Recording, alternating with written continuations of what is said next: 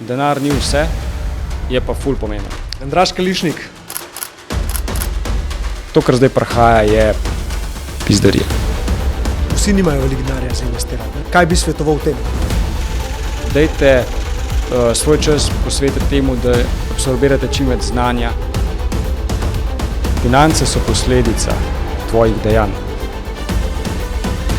Imaš milijon evrov, kako bi jih zdaj ta trenutek investiral?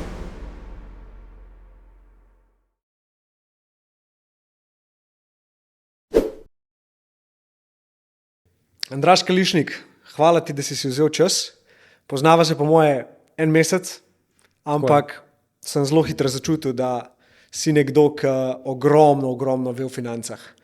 In asociacija, ki sem jo dobil, je bila pismo, a jaz sploh vem, kaj pomeni finančna pismenost, oziroma koliko časa že študiram določene zadeve, da sem na tej točki, kjer sem. In ti s svojim nastopom, ki sva se parkrat dobila, si mi par stvari razložil, si zelo lepo opisal to, kar jaz iščem. In verjamem, da to išče tudi marsikakšen 20-letnik, 30-letnik, 40-letnik, nima veze. Zato si danes tukaj z razlogom, da nas vse naučiš malo več o finančni pismenosti, o tem, kaj pomeni sploh vlaganje, kaj pomeni cena nepremičnine itd. Tako da jaz sem pripravil par vprašanj, ponavadi se jih ne držim, tako da itak nima veze. Ampak na tej točki bom dal tebi priložnost, da se mogoče malo predstaviš ljudem, ki tole poslušajo, malo poveš, iz kje izvira ta strast do financ, pa kako si prišel do te točke, kjer si. Tako da izvoli. Super. Jure, hvala ti. Sem vesel in počaščen, da si me povabil v ta podcast. Tako da v bistvu bom zelo vesel, če bom kakšno pametno stvar povedal, pa pomagal še ostalim v bistvu na tej točki. Tako da bomo videli. Go with the flow pravijo. Itak, naučiti se nič ne moram zdaj, ne? Tako da kar znam. Tako da vedno je bila pa v bistvu moja strast deljenje informacij z ostalimi ljudmi, ne? Tisto znanje, ki sem ga jaz imel, sem vedno predajal drugim. Tudi že od majhnih nog se spomnim, vedno sem želel ljudem pomagati. Ali je bilo to pri grajenju hiše, ali je bilo to kaj v zvezi z lesom, ali je bilo to pa mogoče nošenje vrečki iz trgovine starejšim. Res. Pač vedno sem bil pripravljen pomagati in še vedno sem. Tisti, ki me dobro poznajo, vejo in tudi moji sorodniki, kadar me pokličejo, vem, da pač me potrebujejo, si vzamem čas in jim pomagam. Tako da v bistvu vedno si želim te informacije deliti z drugimi, ki jih vem, nič ne skrivam, ker mi je fajn, da čim več ljudi v tem zve, ker je zelo pomembno. Tako da v bistvu jaz sem začel nekje 11 let nazaj približno to svojo pot, če tako rečem, finančno pot. In sva začela v bistvu z enim kolegom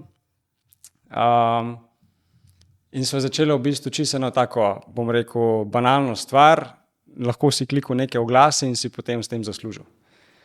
Tako da to je bila neka prvi povod v investiciji ali pa služenje na drugačen način. In od tam naprej se pač nadaljevalo. Tako da to po moje nek uvod. Zdaj ne vem, kaj si že vprašal? Ja, mislim, ne, super si povedal, super si začel uvod. Pod vprašanje, zakaj finance? Kaj takrat v tistem trenutku je bilo, gremo finance? Okay. V bistvu je bilo tako, ful sem hvaležen mojim staršem, da me podpirajo, da so me podpirali in takrat, da me niso omejevali. Ker sem jaz to 11 let začel razmišljati, kako pa zdaj jaz drugače zaslužil denar, kot da hodim redno v službo, marsikdo si je mislil, da sem malo iz drugega sveta, ne? Če tako lepo rečem. In sem ful vesel mojim staršem, da so me takrat podpirali, da me niso omejevali. V bistvu se je pa začel s tem, ker sem videl pri mojih starših širšo sliko. Oni so v bistvu pač hodijo v službo, tako kot večina ljudi, ampak sem videl, da ni to, kar bi pač oni delali celo življenje. Moraš vztrajati, zato ker imaš določene obveznosti, ker imaš določene dolgove, obveznosti in dejansko se pa težko premakniti enkrat, ko si zelo globoko v tem. In sem rekel, če je zdaj kdaj možnost, da se premaknem in začnem drugače služiti denar kot večina ljudi, ker potem s tem imaš tudi drugačne rezultate kot večina ljudi, sem rekel pač, že to takrat in sem pač to že v mladih letih začel raziskovati. In v bistvu so mi bili starši tisti povod, da sem videl, jaz pa nočem takole 30 pa 40 let delati za nekoga drugega, pa pol v bistvu skoraj da ne životart, ko greš v penzijo. Ne. Ker nekateri še zdaj žal morajo delati, čeprav so v penziji, morajo še vedno delati, da preživijo. Jaz pa nočem biti tak. In tudi tistim, ki želim pomagati, želim, da jim ne bo to treba. Tako da iz tega sem izhajal, čist iz prakse, ker si nisem želel tega, kar pač večina ljudi počne. Okay. In to sem videl na svojih starših. Zanimivo. Kdaj si pa prišel pol do točke, ki si rekel, ok, ne samo, da jaz to želim delati zase, jaz želim okoli tega razviti svoj biznis, s katerim bom pomagal drugim se osvoboditi točno tega, česar si se ti. Se mogoče spomniš, kdaj si začel o tem razmišljati na tak način? Spontano je bilo. Pač med tem mojim procesom sem razne investicije probal, zaslužil, tudi zgubil in sem se ogromno s tem naučil. In potem na neki točki sem se začel učiti tudi trgovanja z delnicami, pa s kriptovalutami, pa s Forexom, se pravi z valutnim trgovanjem. In takrat so me potem prijatelji začeli spraševati, ja, kako pa ti to delaš, kako pa te uspeva. Ker sem šel na izobraževanje v London, v Berlin in tako naprej. In sem se tam od drugih učil, ki so to že uspešno delali. In potem, ko sem sam začel to prakticirati, ker so bili rezultati uspešni, so tudi drugi začeli me spraševati o tem in tako nekako sem potem tudi druge začel učiti. In potem sem videl, da ni dovolj, da samo znaš trgovati. Za trgovanje je cel mindset pomemben, da ti sploh lahko sprovedeš uspešen trade. Ali pa da pač neko investicijo dobro speleš. In takrat sem začel pa učiti pa v bistvu mindset. In sem naredil nek tak mini tečaj, da smo se pač zbrali z sošolci iz faksa. In pač takrat sem prvič njih tako učil, da je bilo recimo, da imam nek kot tečaj. Zanimivo. Se pravi, od tega tečaja takrat recimo do zdaj se je definitivno spremenilo to, da si zdaj začel z neko svojo akademijo, kakor sem te, če sem te prav razumel. Začenjam svojo akademijo. Želim postaviti svojo izobraževalno akademijo v financah. Hodo. Zato, ker želim, da čim več ljudi dobi te informacije. Wow. In da dejansko so zaveščeni, kaj se dogaja v svetu, kako se zaščititi pred tem, kaj sploh narediti z denarjem, ki ga zaslužiš, kako upravljati z denarjem, ki ga zaslužiš. Take stvari želim dati čim večjim ljudem. In že nekaj časa iščem način, kako bi čim več informacij predal ljudem in mislim, da na ta način, kot midva zdaj delava, pa prek akademije spletne, da se to najhitreje razširi. Ja, tako kot sem ti rekel, ti z veseljem pomagam, ker mislim, da imaš tako en zelo lep journey, ki ima za sabo nekaj, kjer tudi jaz vidim velik manko v svetu. In to je, da človek, ki si ti, ki ima glavo na mestu, ki se zaveda tudi tega balansa v življenju, da pač ni samo pohlep in denar, ne, da to delaš zaradi nečesa drugega, se mi zdi ful lepo. In tako, kot sem ti rekel, že takrat jaz ti bom pomagal. Tako da karkoli boš rabo iz tega vidika itak sva, na vezi. Hvala, Jure. Ful cenim to, res. Največja potrditev mi je pa tako, kot ti zdaj poveš. Ne. Ljudje, s katerimi delam, da mi dajo dober feedback, da njim to res koristne. Zato, ker se mi zdi, da finance so posledica tvojih dejanj, takšnih in drugačnih. Ok, greš malo globlje v to, kar si zdaj rekel. Finance so posledica tvojih dejanj. Ja. Vsi imamo 24 ur na dan, je res. Je res. Kaj po tem času naredimo, je pa od vsakega posameznika odvisno. Nekateri več, nekateri manj. Nekateri grejo, pa s tem nič narobe, ne me narobe razumeti. Nekateri grejo v službo, delajo 8 ur, grejo domov. Takrat se njihov dan zaključi oziroma šele začne. Okay? Se pravi, takrat začnejo oni živeti, ja, zdaj pa malo z otroci, pa malo televizija, kavč, pa kam gremo in tako naprej. Ampak jaz že zadnjih 10 let, a pa da ne bom pretiraval, 7 let ne gledam televizije, pa še zmeraj vem, kaj se dogaja v svetu. Pomembno je zbirati, iz kje vlečeš informacije, ampak to mogoče malo kasneje ta tema. Ful dobro. To mi je všeč, kar se zdaj rekel, sploh na kot, koliko dejansko imamo ljudje kontrole nad tem, kaj delamo, pa še zmeri 99, preveč sem rekel. Veliko ljudi je v zombi modu, torej sam čim manj delati, čim več dobiti po stranku, karkoli. Ja. In v bistvu malo sem zgubil nit, da mi pomaga. Ja, ne, pogovarjava se čisto samo o tem zdaj, kako ti s svojim znanjem pomagaš drugim ljudem. Okay. Pa rekel si, da grem globje v temo, da vsak v bistvu je pomembno, kaj delaš s časom. To pri tem sem bila. Ja, Okay. lepo si to povedal. Se pravi, nekateri izkoristijo to za počitek, ker morajo se spočiti od službe, nekateri vzamejo to za ustvarjanje svojega biznisa ali pa kariere poleg službe. Eni je pa v bistvu dan, ki ga preživijo cel dan kot nek biznis in hkrati še sproščanje. Se pravi, če ti delaš nekaj, kar te veseli, potem ti ni težko delati. In potem tudi, če delaš dalj časa, a je to 12 ur ali 15 ur na dan, ti ni problem. In v bistvu do tega moraš priti, da ti tisto, kar delaš z veseljem, pa v bistvu vsak dan šteje. Če ti rečeš, ok, znam, ta mesec sem ful garov, zdaj pa lahko 2 meseca počivam, ker je zdaj poletje in tako naprej. Ja, nekje druge na drugem delu države ne počivajo. Se pravi, te bojo prehiteli ali pa bojo boljši ali karkoli. Tako da vsak dan je pomemben, da ga čim bolj izkoristiš z nekim namenom.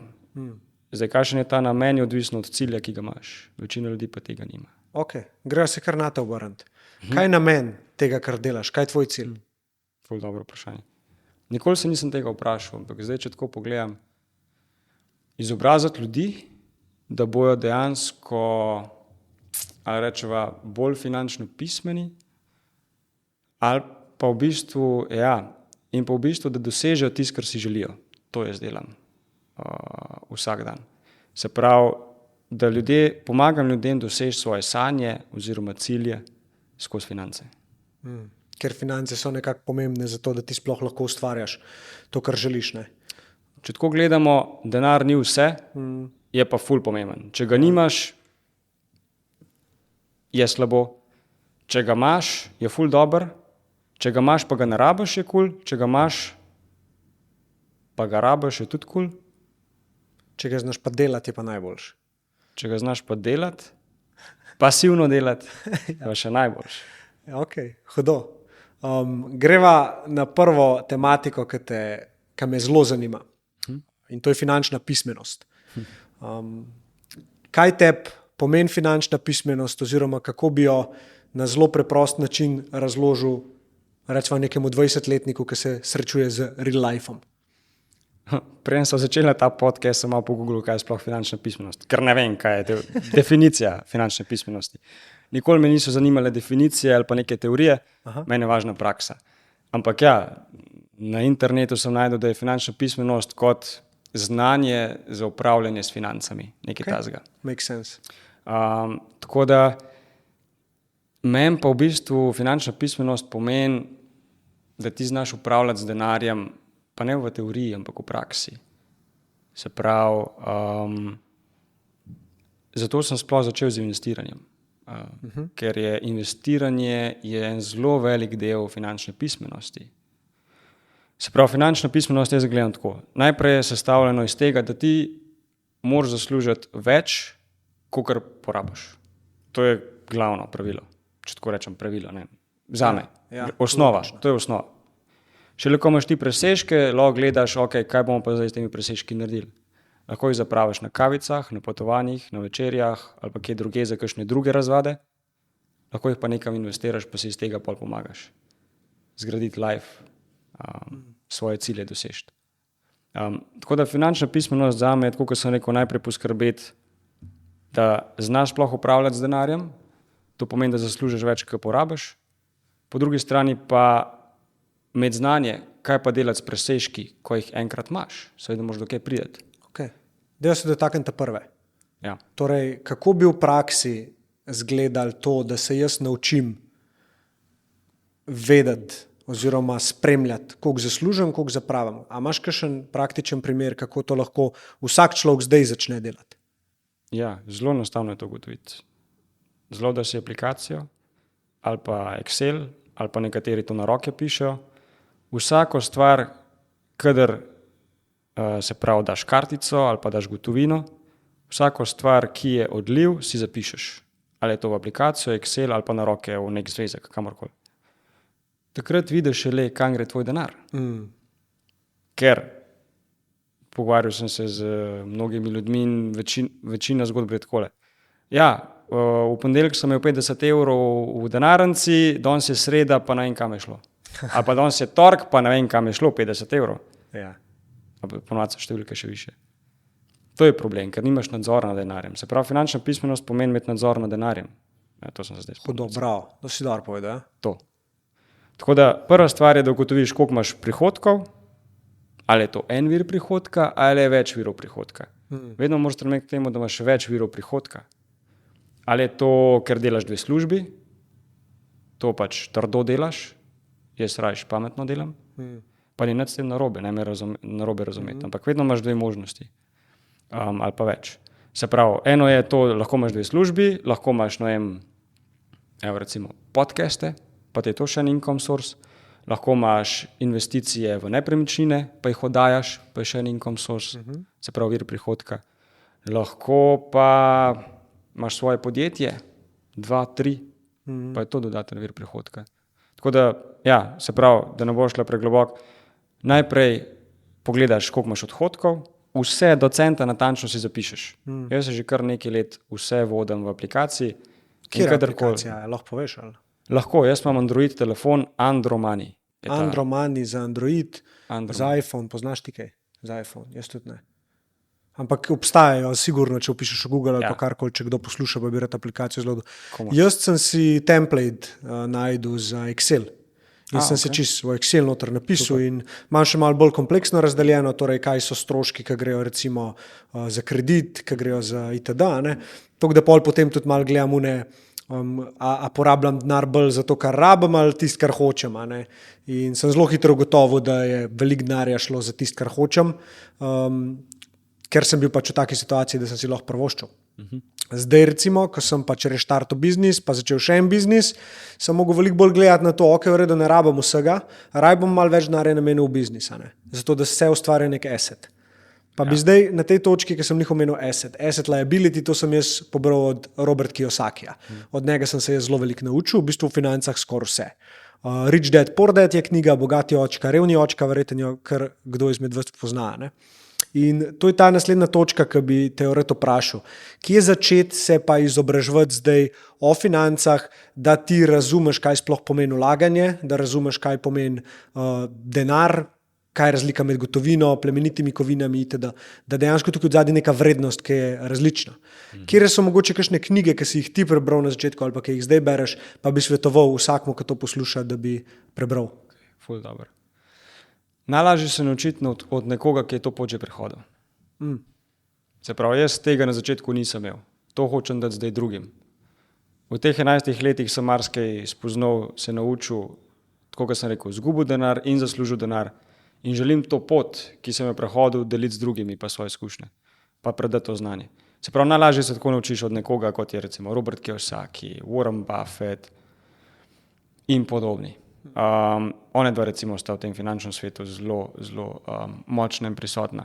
Tako da najlažje je tako, da spremljaš nekoga, ki je to pot že prehodil in se od njega učiš. Če imaš to možnost, nimaš vedno te možnosti. Potem so knjige. Jaz sem začel najprej z eno knjigo, ki je v bistvu napisal T. Harv Eker, se pravi T.Harv Eker. T. Harv Eker, The Millionaire Mind je naslov v angleščini, Milijonarjev pa v slovenščini je že prevedena. To mi je bila osnova in od te knjige naprej sem vedno več želel samo investicije razvijati. Kako upravljati z denarjem, kako ga oplemenititi, kaj delati. Ta knjiga mi je res dala en tak res zelo veliko odskočno desko. Potem je recimo ena knjiga The Richest Man in Babylon. Ta je tudi zelo lepa, ki ti pač razloži, kako upravljati premoženje, kako ga razdeliti po procentih, kam in tako naprej. Potem so pa tukaj še razni spletni tečaji, YouTube. Zdaj, ker smo v informacijski dobi, mislim, da ni težko dobiti informacij, bolj je problem dobiti prave informacije. Tako. To je problem. Sploh pa v financah, kjer je velikrat informacija podana zato, da se nekdo od tega okoristi. nažalost. Ja, pri tega jaz recimo to pri tebi jaz nisem začutil in to mi je bil tako največji green flag, ki ga jaz lahko dobim od človeka, ki se ukvarja s financami, ne? Ki bi nekako skrbel tudi lahko za moj denar. Ker sem imel slabe izkušnje z ljudmi, ki so to delali. Pri tebi tega nisem občutil in iz tega bi zdaj rad izhajal v to, da mi poveš, a delaš tudi konsulting, v bistvu, a bi lahko te nekdo kontaktiral od kdorkoli in vprašal, če bi si vzel recimo 20 minut, pol ure, da mu razložiš določene osnove. Ali je to nekaj tazga, česar se izogibaš? Ne, ker v bistvu moja strast je predanje to znanje na druge, tako kot sem rekel. Zato tudi zdaj akademija in tako naprej. Ja.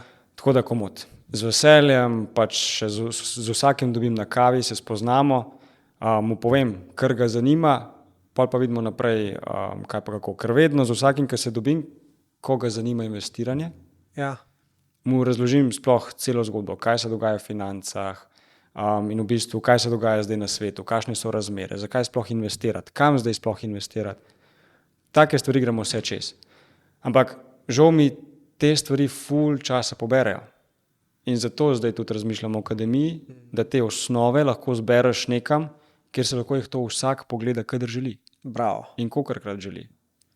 Tako da namenjam spet časa za denar, ampak imaš nek leverage, ki dejansko pač razloži te osnovne stvari, pa ne, da jaz ne bi želel, ampak žal pač dan imaš 14 ur na dan in tako, kot sva rekla, pametno jih moraš izkoristiti. Ja. Malo tricky question je bil, lih ta izogibaš, sem za to uporabil, ker zmanjka ti časa.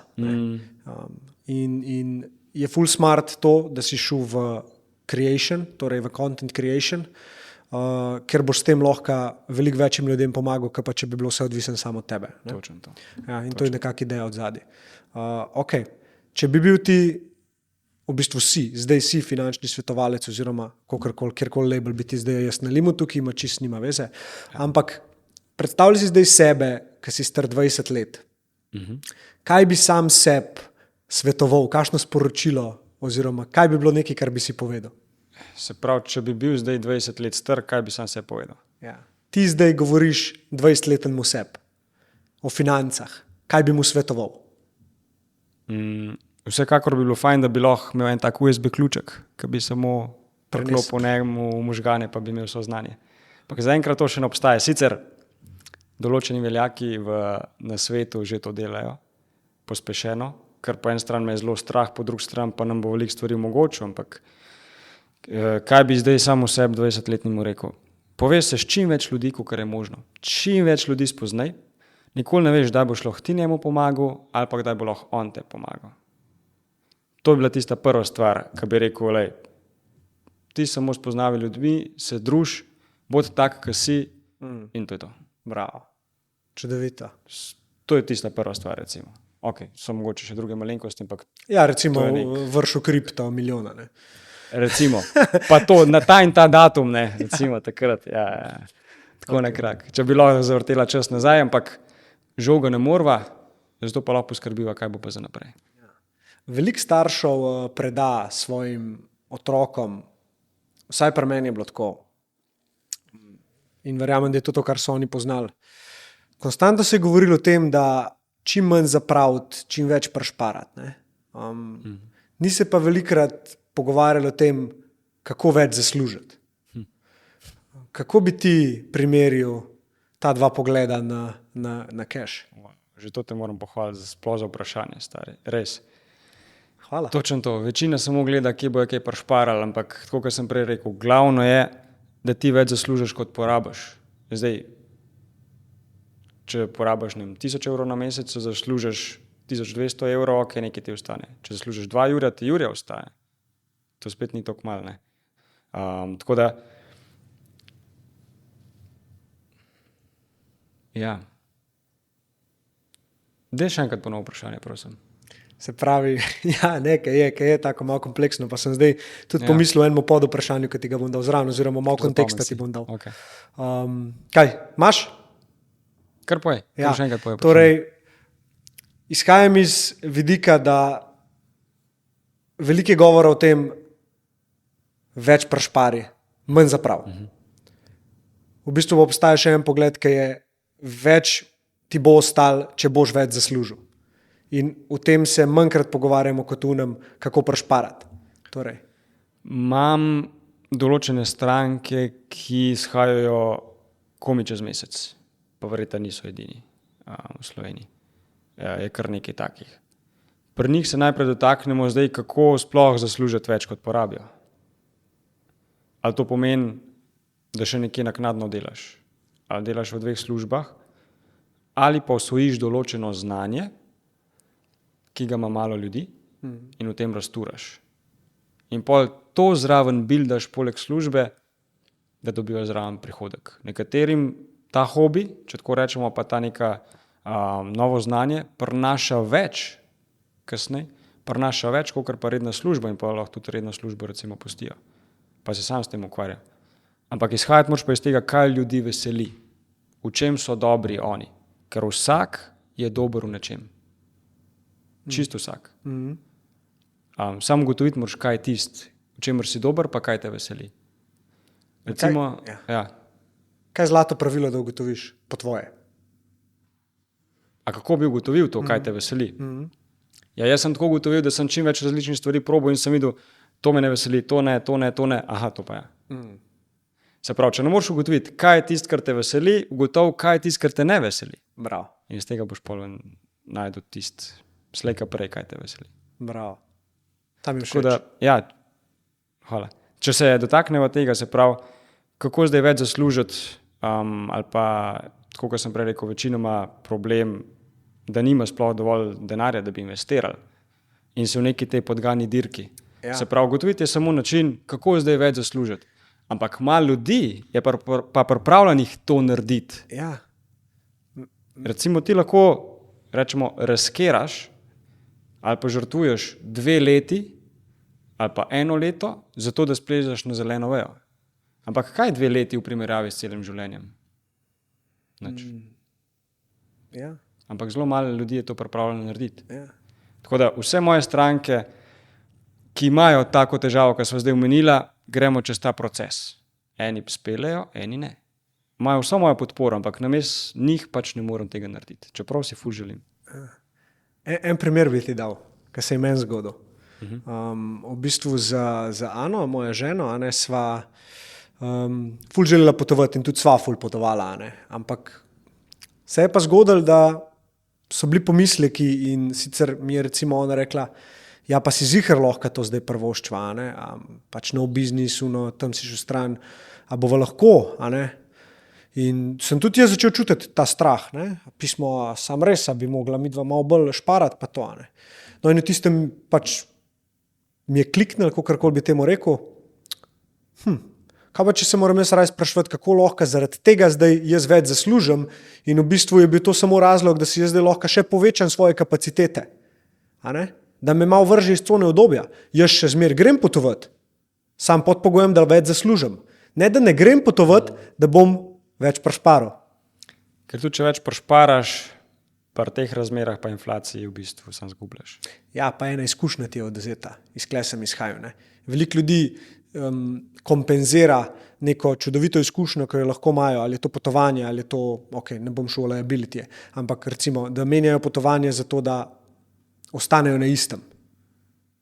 Namesto, da bi si dal challenge, recimo pa rekel, gremo na potovanje, sam skupaj moramo v enem mesecu prinesti v hišo 2 jurja. Kaj se zgodi takrat? Veš, malo ljudi na ta način pogleda in iz kle sem izhajal. Takrat se obrne miselnost. Tako. In začneš iz tega izhajati, dajmo šparati, dajmo kreirati. Ja. Greš v kreacijo. Ja. Takrat se zgodijo najlepše stvari. Ja. Ja, res. Hudo. Svaka čast. Res, da tako razmišljaš. Ja, včasih se počutim malo tako, veš, to so take stvari, ki nisi ziher v njih. Cel life ti pa govorijo ziher, faks je ziher, služba je ziher, penzija je ziher, bomo videli. Medtem, ki tako, če po drugi strani malo bolj pogledaš, pa se vprašaš, kako lahko to, kar delam, zame zgleda igra. How do I make this feel like playing? Klej se mi zdi, da se en del življenja tako lepo začne pol prepletati, tako ka verjamem, da se je tudi pri tebi. Z vsemi temi stvarmi, ki si jih gotovo, da jih nočeš delati, si se pač nekako usmeril na to, kar hočeš delati in zdaj tukaj pluješ. Imaš nek flow, imaš nek tok, imaš nek smisel zadnji, ki te pele naprej. še zmeraj imam problem izločiti ali pa določiti, kaj sploh bi delal, ker me toliko stvari zanima. In na neki točki pa se moraš ustaviti, ker vidiš, da ti zdravje ne služi. In pa se vprašaš, ali je to sploh vredno. Če nima zdravja, je meni vse drugo nesmiselno. Ker da se ne moreš premikati, da ne moreš normalno razmišljati,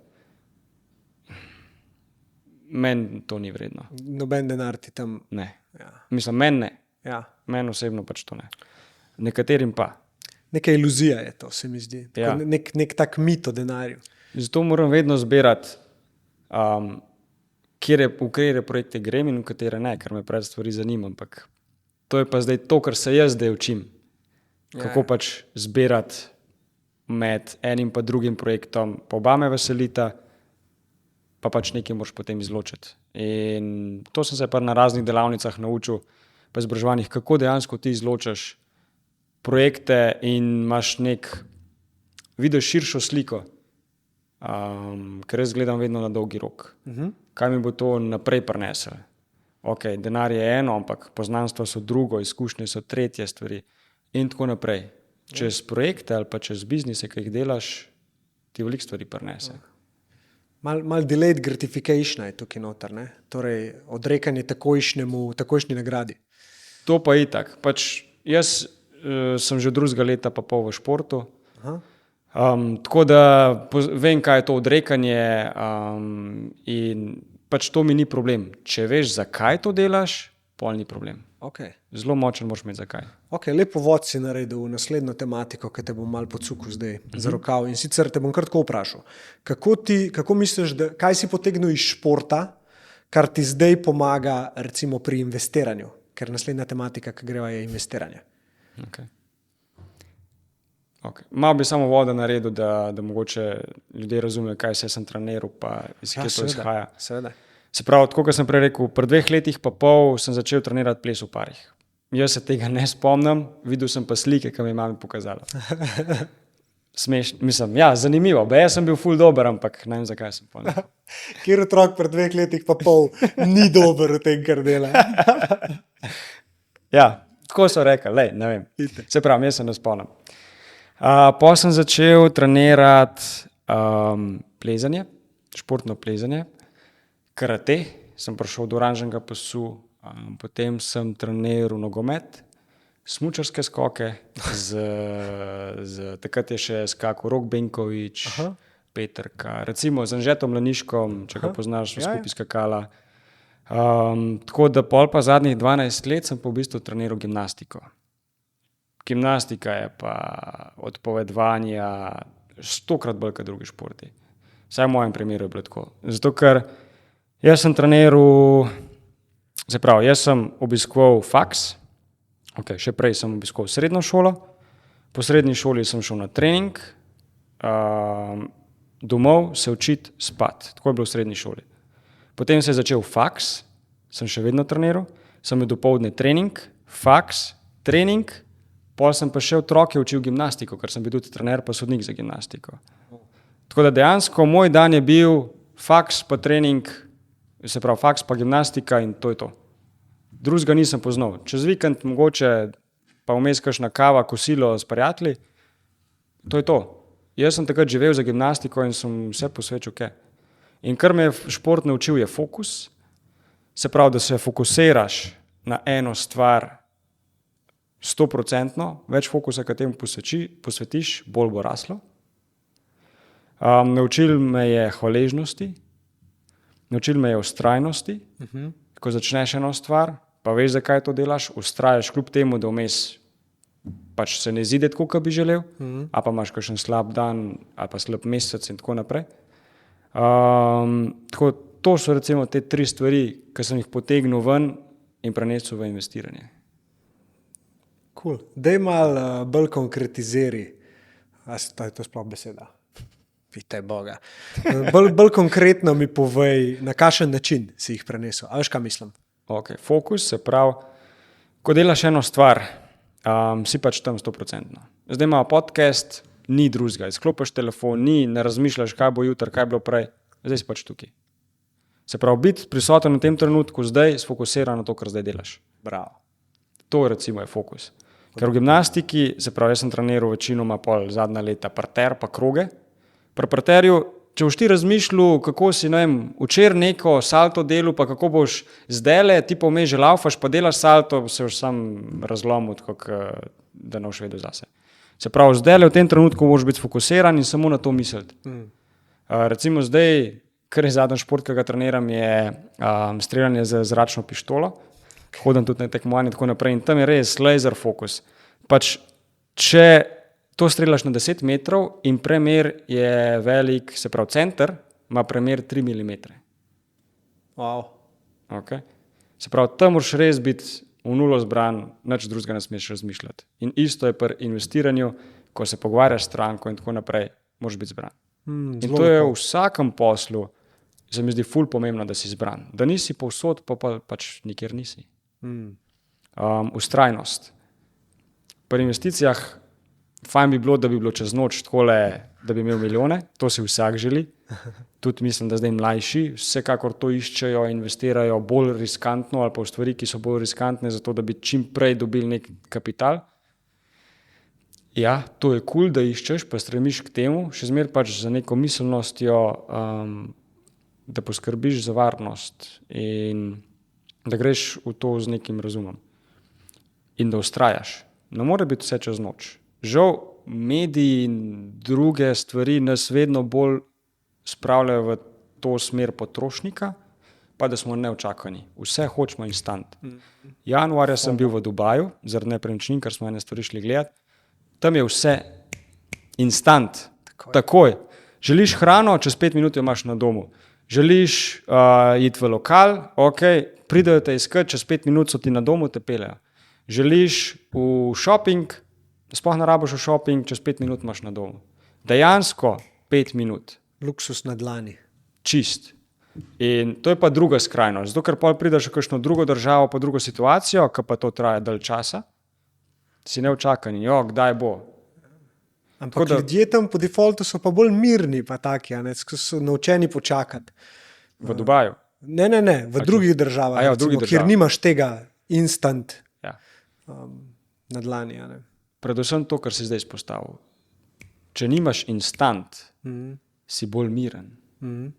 Nisi živčen, nisi nervozen. Bi rekel, da je to res, da če se nekdo nauči biti potrpežljiv, se to odraža v tem, koliko miren je in kako dejansko handla situacije. Ful. Tudi na delniškem trgu ali pa kjerkoli. Ful. Ali trguješ, ali investiraš, bolj kot si potrpežljiv, boljše rezultate imaš. In pa bolj premišljene poteze narediš. Velikrat narediš nepremišljeno potezo, lih v tistem instinktu, kaj zdaj, tole bom naredil in pol vidiš, da si pa mogoče zafrknil. To vprašanje sem jo drgat za konc, ampak si lih zdaj tako lepo omenil. Instinkt. Jaz sem zelo zagovornik, da moramo sebe poslušati, da telo ve, kaj je prav. Ampak nekako, če se mi zdaj pogovarjamo o financah pa trgovanju, ti pa instinkt ne pomaga lih najbolj, ali se motim. Kako bi ti nekako instinkt dal v enačbo trgovanja? A sploh lahko obstaja ali je tam prostor samo za racionalne odločitve? Pri trgovanju ni nič drugega za prostor kot izključno za dejstva, zaupanje strategiji in čim manj razmišljati. Moraš biti kot robot. Čist kot robot. In ljudje težko izključimo čustva. In pri trgovanju je to najbolj pomembno. Če hočeš biti uspešen pri trgovanju, moraš izključiti čustva. Samo to. Se pravi, kako pa izključiš čustva, je pa miselnost v ozadju, ki je zelo, zelo pomembna. Ker tisto, kar razmišljaš, tisto se odraža na čustvih in čustva vodijo k dejanju. Se pravi, če narediš reverse engineering, je ful pomembno, vse začne v glavi z mislijo. Kaj ti razmišljaš, to bo vplivalo na tvoje čustva, čustva pa dejansko na dejanja, ki jih narediš, ki je potem posledica razvidna pa v biznisu, v odnosih, v investiranju, kakršnih koli potezah. Omenil si in investiranje in trgovanje. Kaj je razlika? Trgovanje zame, ne vem, kaj je definicija. ne me sprašujete. To govoriva samo, kako ti to vidiš, tukaj si zaradi sebe, ne zaradi tega, kar piše na internetu. Okay. Ja, pač vedno izhajam iz sebe. Ja. Ker tudi tisto, kar drugim pomagam, kar druge učim, izhajam iz sebe. Tisto, kar jaz delam, povem drugim, kaj jaz delam. Bravo. Se pravi, razlika med trgovanjem in investiranjem je, trgovanje je špekulativno, to pomeni, da izdele na čez 5 minut, pa čez izdele na 1 uro ti probaš predvideti, kaj se bo zgodilo na trgu. A bo šlo gor, ali bo šlo dol. Čisto enostavno. Investiranje je pa, ko ti gledaš, tebe ne zanima, kaj bo jutri, kaj bo čez 2 dni, ampak te zanima, kaj bo čez 2, 3, 5 let, 10 let, 20 let. Gledaš pa na long run. Se pravi, trgovanje je short run, investiranje je long run. In tudi Warren Buffett recimo je šel tekmovati, to so enkrat naredili raziskavo z enim hedge fundom. Se pravi, hedge fund, za tiste, ki ne veste, kaj pomeni, to pomeni, da trguješ na zelo kratek rok. Se pravi, oni so trgovali z delnicami, medtem ko Warren Buffett ima strategijo, če ga poznaš, na dolgi rok. Se pravi, on pa cele dneve študira, bere, v nulo preštudira vsa podjetja, na podlagi določenih kazalnikov se odloči, ali bo v njih investiral ali ne. Se pravi, kup nek delež tega podjetja in jih drži. Recimo, eden izmed teh boljših zadetkov njegovih je bil Coca-Cola. Pa še vedno je drži, ne? Pa koliko let je že menil. In dejansko so šli tekmovati, kdo bo več zaslužil mislim, da je bilo 1 leto. Na začetku je zmagoval hedge fund. Se pravi, oni so več profita delali. Na dolgi rok jih je pa Warren Buffett pa povozil na celi črti. Pa oni nikoli niso mogli toliko narediti, kot Warren Buffett na dolgi rok. Tako da... Se pravi, nekako, če te zdaj prav razumem, oziroma bom probal to na drugačen način vprašati. Trgovanje je bolj za neke izurjene ljudi, ki se s tem ukvarjajo non-stop, ki so konstantno obkroženi z informacijami in ki svoj čas v dnevu namenijo temu, da so prisotni v grafih. Kupujejo, prodajajo. Medtem ko investiranje je pa primerno praktično za vsakega človeka, oziroma ne rabiš toliko časa namenjati temu, vse, kar rabiš, je nekako imeti nekoga, ki ti malo zna povedati, v kaj se splača, v kaj ne, in pol na nek svoj research narediti poteze, ki jih potem dolgoročno samo pustiš, spremljaš, mogoče kaj zraven nalagaš. Tako nekako, ful dobro si povedal. Za trgovanje rabiš ogromno časa, zdaj odvisno na kakšnih time framih, se pravi na kakšnih časovnih obdobjih ti trguješ. Če gledaš na 5-minutnih grafih, moraš biti skozi zraven. Če gledaš na urnih ali pa 4-urnih, greš mogoče lahko tudi kaj stran, pa pol priješ nazaj. Ampak moraš biti skozi prisoten. Zato sem jaz na začetku trgoval, potem sem pa to s časom opustil, ker nisem mogel biti več toliko prisoten pri trgovanju. In če nisi prisoten, če nisi izbran, je boljše, da ne trguješ. Se pravi, to je za ljudi, ki imajo mogoče ogromno prostega časa in so se pripravljeni to učiti. Imajo nek kapital, ki so ga tudi pripravljeni izgubiti. Zato, ker na začetku, ko se ti učiš, pride tudi moment, ko določen kapital izgubiš. Ampak to je vse del šole. To moraš biti pripravljen sprejeti. Se pravi, če si pripravljen posvetiti 8 ur časa na dan trgovanju, pripravljen izgubiti kapital, ves kapital, ki si ga vložil, potem se lahko tega sploh lotiš. Ampak, se pravi, to rabiš vsaj 2 do 3 leta, da spoznaš trgovanje, ker eno je spoznati strategijo, po kateri ti trguješ, to lahko hitro usvojiš. Pomembna je pa miselnost. Te pa ne moreš čez noč spremeniti. Žal, zaenkrat še ne. Mogoče s tehnologijo, ki se zdaj razvija, ja, ampak zaenkrat ne. In miselnost se ti pa sproti razvija, da ti sploh spoznaš sebe, ker čez trgovanje vidiš, kaj sem si ti človek, ali si impulziven, ali znaš čakati. Kaj razmišljaš, ko gre tvoj trade v minus? A ga bi zaprl, ali si živčen, ali ne. In čez leta dobiš izkušnje, če dovolj dolgo vztrajaš, dobiš izkušnje in zaupaš strategiji in sebi, potem si lahko profitabilen. Okay. Pri investiranju pa ni dovolj, tako kot si rekel, da poznaš samo enega, ki ti malo svetuje. Ogromno je takih, ki malo svetujejo, pa malo znajo.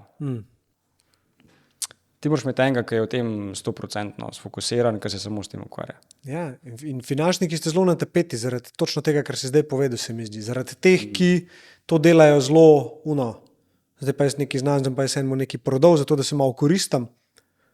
Kako pol zaupati človeku? Zakaj misliš, da tebi ljudje zaupajo? Če te tako vprašam. Jaz delam izključno prek priporočil. Ko nekdo, nikjer se ne oglašujem, nimam nobenega marketinga ali pa karkoli, še razmišljam o tem, dobro, da si izpostavil, lik zaradi tega, ker želim čim več ljudi doseči v čim krajšem času. Ker to, kar zdaj prihaja, je pizdarija. Oh, shit.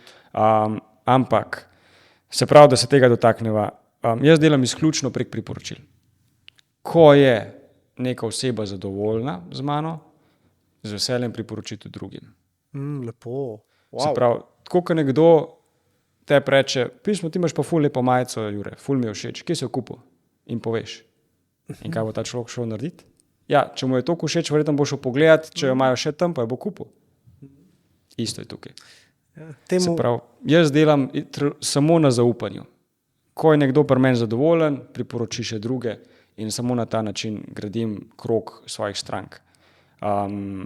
Ker se mi zdi ful pomembno, da jaz zaupam stranki, ker tudi jaz zbiram svoje stranke, po drugi strani pa da stranke meni zaupajo. In kako meni zaupajo, če je nekdo že zadovoljen, potem to ni težko. Temu se reče branding drugače. Veliko ljudi branding povezuje z veliko drugimi stvarmi, sam s tem, kar je najbolj pomembno, ne. Ugled. To je tvoj ugled. In ljudje, ki tebe spoznajo in te priporočajo naprej, ti delajo v bistvu branding. Njihova izkušnja s tabo je različna, ampak ena skupna točka je, njega zber, če hočeš, da ti pomaga pri investiranju, pri finančnem planu, pri temu, da boš bližji svojih ciljev, pri temu, da se postaviš na svoje noge, karkoli. Tako, kar recimo si meni zelo lepo razširil moj portfolio oziroma mi pomagal definirati te ključne delčke, kam se lahko investira oziroma kje se lahko trguje. In tako si ti do mene prišel, ne? V bistvu prek priporočila. Tako, ja. Tako. Okay, če se vrnemo na tole tematiko zdaj, to je the main part zdaj. Vidim, da te ful zanima. Ja, ampak mi je všeč, kako stopnjujeva, štekaš nek kontekst dodajava vsemu, o čemer se bova zdaj pogovarjala. Ampak tole je pa the main shit. In to je v bistvu zdaj, kjer so oni stebri, bi jim lahko rekla, kamor se lahko investira, kamor se lahko trguje.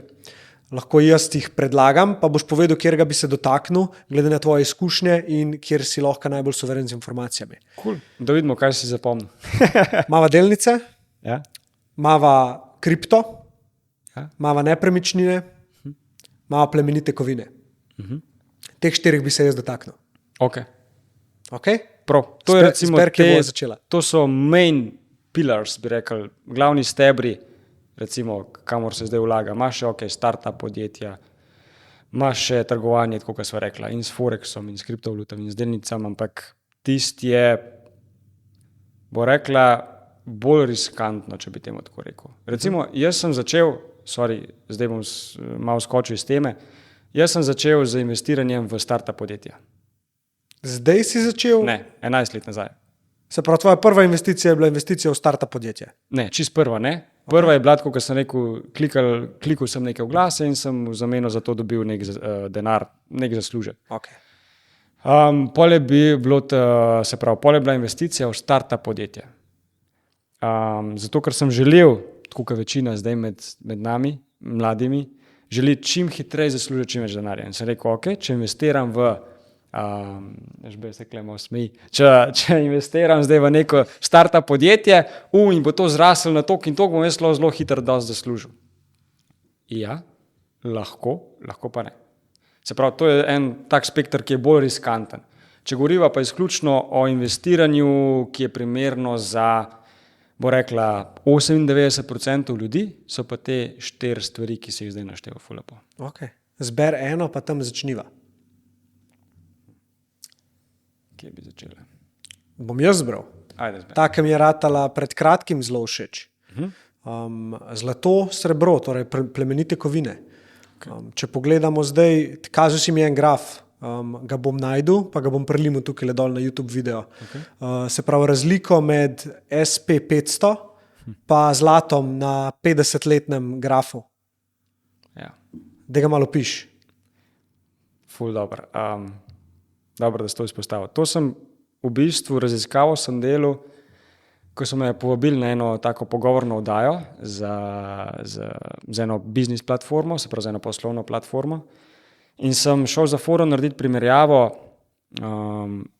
koliko je v bistvu od leta 71, se pravi 1971, koliko je zraslo zlato in pa koliko je zrasel, se pravi indeks S&P 500, se pravi indeks S&P 500, tukaj noter si lahko predstavljaš to kot košarica 500 najboljših tehnoloških podjetij v Ameriki. Med njimi Apple. Apple, Amazon, Twitter, Google in tako naprej. Razna velika podjetja. Se pravi, namesto da bi vsako delnico posebej držal, držiš To košarico vseh teh podjetij. Tako. In dejansko na ta način si razpršiš svoje tveganje, ker ne staviš samo na enega konja, ampak na 500 konj. Okay. Bo to, kar priva do delnic, malo več. Okay. Se pravi, naredil sem raziskavo, koliko je dejansko zraslo zlato od leta 1971 pa do leta 2023 in koliko je zrasel ta se pravi, delniški kazalnik S&P 500. Jaz sem bil šokiran. Večina ljudi pravi, ja, zlato je konzervativno in zraste lih toliko, koliko je inflacija. Ti nekako pokriva inflacijo. Sem rekel, a je to res? Ker jaz sem videl, da v zadnjih letih je to bilo veliko večja rast, kot pa inflacija. In sem šel gledati za eno daljšo časovno obdobje, da rečemo, ko vpliva na človeka. Se pravi, od leta 1971 do zdaj je S&P 500 zrasel za koliko praviš? Koliko procentov? 1000. Okay. 4700%. Okay. 4700% je zrasel S&P 500 od leta 71 do zdaj. Se pravi, če bi leta 71 vložil 10 000 evrov, bi imel zdaj 470 000 evrov. Wow. Okay. Samo moram vedeti, da 10 000 evrov leta 71 je bilo mnogo več zaradi inflacije. Ja. Ampak da si znaš bolj predstavljati v številkah, pa tudi drugi, ki poslušajo, da si bo znali predstavljati, kaj to sploh pomeni 4700%. Okay, wow. Po drugi strani pa zlato, rečeš, da je več zraslo ali manj? Ja, nekako si mi nastavil, ne? Jaz bi rekel zdaj, da več. Prej bi rekel, da manj. Prej bi rekel tako, ne more takih premikov delati, kot pač delnice. Ja, S&P 500 je pa zrasel, zlato je pa zraslo za 5200%. Wow. Ja. In dejansko outperformal S&P 500 v tem obdobju, ki smo zdaj. Torej, tako da, oboje je primerno za investirati, ampak mene je presenetil ta podatek, da je dejansko zlato zraslo toliko oziroma še več kot S&P 500, kot delnice, ker večina ljudi vse polaga, v delnice vlagi. Je res, ampak odvisno v katerem obdobju si. Ni vedno primerno za investirati v delnice. Recimo zdaj, vidim, da se že dotikava delnic, dobro se je zapeljala ta tema. Zdaj recimo jaz ne vlagam nič v delnice. Okay. Kam vlagaš? Trenutno posvečam večinoma svojega vložka v nepremičnine, v zlato in srebro, oziroma še več v srebro kot v zlato. Ok, stop. Klej ostan, nadaljuj okoli tega. Zakaj zlato srebro? To, da zaključva ta pilar zlata srebra. Okay. Zakaj v zlato pa srebro? Ja. Zaradi stvari, ki se dogajajo na svetu. Se pravi, mi imamo 2020 smo imeli korono. Ja. Okay. Se je zgodila, cel svet se je ustavil in takrat se je začelo povečanje tiskanja denarja. Zato, ker so želeli, da se čim prej svet začne normalno premikati in stvari začnejo krožiti. In takrat so naprintali ogromne količine denarja. V 2 letih, se pravi od 2020 do 2022, so natiskali toliko denarja, kolikor prej v 50 letih skupaj. Se pravi, naj se usede. V 2 letih toliko, kot prej v 50 letih skupaj. Pač noro. In večjo, kot imamo inflacijo, več rastejo plemenite kovine. Okay, zakaj? Zato, ker je bilo do leta 1971 je bil dolar pokrit z zlatom. Se pravi, toliko kot je bilo dolarjev v obtoku, toliko so mogli imeti od zadaj backupa v zlato. Se pravi, od leta 1971 naprej je pa nekdanji ameriški predsednik Nixon ukinil ta zlati standard, takrat začasno, zaradi vojne. Zato, ker je bila takrat vojna, so rabili več denarja in tako naprej za orožje in so takrat povečali tiskanje denarja. In to nikoli niso dali nazaj. Od takrat naprej se dejansko vedno več denarja tiska, zato imamo tudi inflacijo. Dej na hiter v enem stavku povej, kaj je inflacija. Inflacija je, Za nekomu, ki mogoče sliši to besedo, pa nikoli ni odkril pomena. Ko bi jo simpli povedal. Iščem zdaj eno besedo, zmanjšanje vrednosti tvojega premoženja ali pa denarja. Ker je denarja v obtoku več. Ja, se pravi, ti imaš lahko še vedno 10.000 evrov na računu, pa skozi ti bo pisal 10.000 evrov na računu, ampak koliko je pa to vredno, kaj lahko s tem kupaš, to je pa druga stvar. Vrhunsko si povedal. To je Bravo. inflacija. Bravo. Tako, na hiter. Okay. Jaz vedno probam vse stvari poenostaviti, pa na simpel razložiti. In to ti gre zelo dobro. Hvala. Okay, se pravi, zakaj zdaj večinoma polagam tudi v plemenite kovine? Ja. Ravno zaradi inflacije, zaradi, nažalost, vojne, ki se dogaja, in pa zaradi digitalnega evra, ki prihaja. Ja. Ding, ding, ding. Greva na digitalni evro, ampak ne še zdajle. Imam ga pol zapisanega. To sem rekel, da ne smem spustiti, ker sem tudi jaz slišal dosta o tem. Mogoče, če sam tukaj zaključim, to temo. Se pravi, zlato pa srebro. Večina pozna zlato, Ja. srebro pa ne. Točno to ste hotel vprašati. Zakaj je trenutno bolj smiselno, ker si rekel, večinoma vlagamo v srebro kot v zlato? Daj povej razliko med njima, na kakšen način se odraža ta razlika v praksi oziroma zakaj je tako, kot je. Okay. Se pravi, če razumeš, večja kot je inflacija, več bojo rasle plemenite kovine, zato ker vedno dohajajo v bistvu ta natiskan denar in pač ohranjajo realno vrednost premoženja. Zakaj pa bolj srebro kot zlato? Prvič zato, ker če pogledamo, dejansko jaz vedno govorim samo dejstva, ki so se že zgodile v preteklosti. Na podlagi tega potem ocenam oziroma z neko verjetnostjo predvidevam, kaj se bo zgodilo. Vedeti ne morem, noben ne ve, lahko pa z določeno verjetnostjo predvidevaš. In jaz predvidevam, da bojo v naslednjih 2-3 letih, mogoče 5 letih, plemenite kovine zelo zrasle.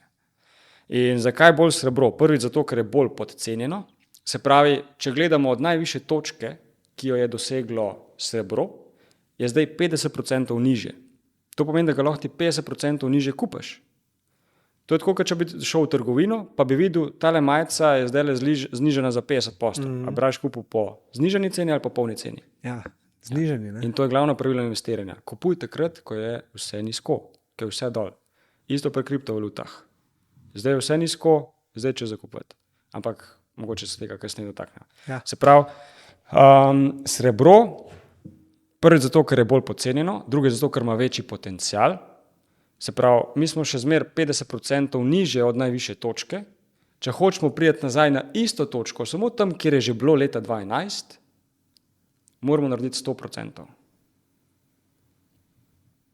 Se pravi, kako to najlažje razložim? Če imaš ti, rečemo, da je tukaj meja 10 evrov, mi smo zdaj na 5 evrih.